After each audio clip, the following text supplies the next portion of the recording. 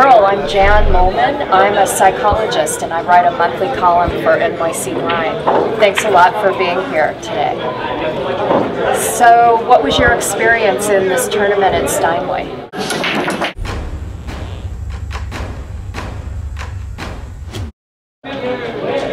Well, it was a different type of tournament than I'm accustomed to playing.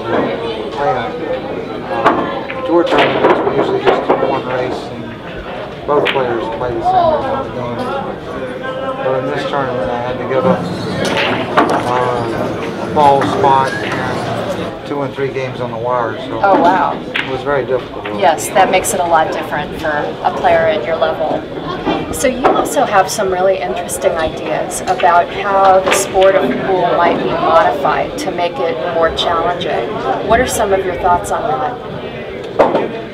Well, I've been speaking with Jerry about it, and Rob saying is that we should play on a bigger table, heat the table. You got to put heat in it, right? So that you can play a high level of pool. What happens to pool is the table gets cold, the rain, and humidity affects the table, and the body heat of people affect the table as we play. Right. And it changes too much, so that brings the level of play down. So we're trying to make this game more popular, so we need a way to bring the level of play up. That makes a lot of sense. Instead of down.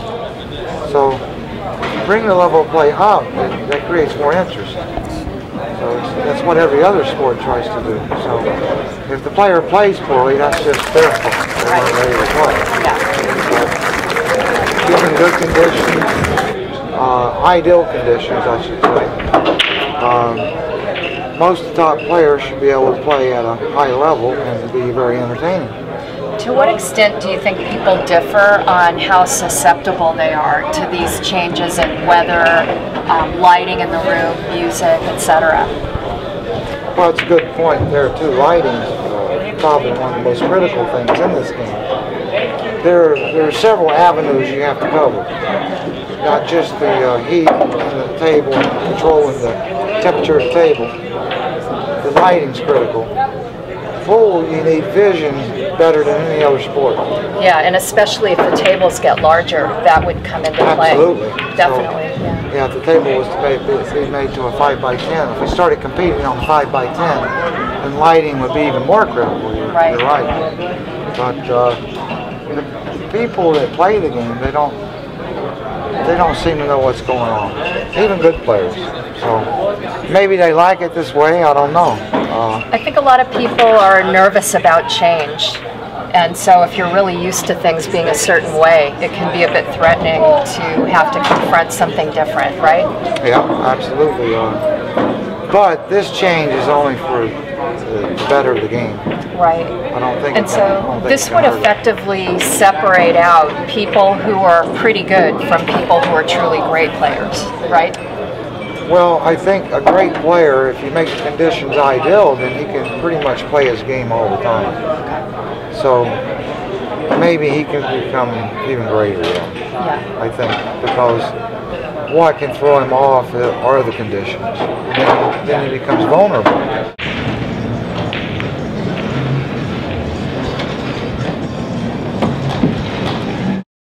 As a psychologist, I'm really interested in mood and emotion in the game. So to what extent do those factors matter, in your opinion? Well, if I see the table start playing a little bit funny like that, the spin goes off the ball and I applied it on it and didn't stay on it. And in this position, because the rail is cold or damp, for whatever reason it was, or maybe chalk sticking to the ball, causing skids and stuff like that. I get upset then. You ever talk about the ball sticking? You ever talk about it? Yeah, I think most players would. They're not right, see, so I know I'm hitting the shots right, but I'm not getting the right result. So I know what's going on most of the time, and it upsets me to some degree. What about any other changes you'd like to see in the sport of billiards? Well, I think there should be a shot clock. I think there should be pressure on the player all the time. Yeah. He should never have a moment's rest. And that way, it's more exciting for the audience. Right. Because they can watch the clock and they can watch the player. The player's watching the clock and he's watching his shot. So you got a little more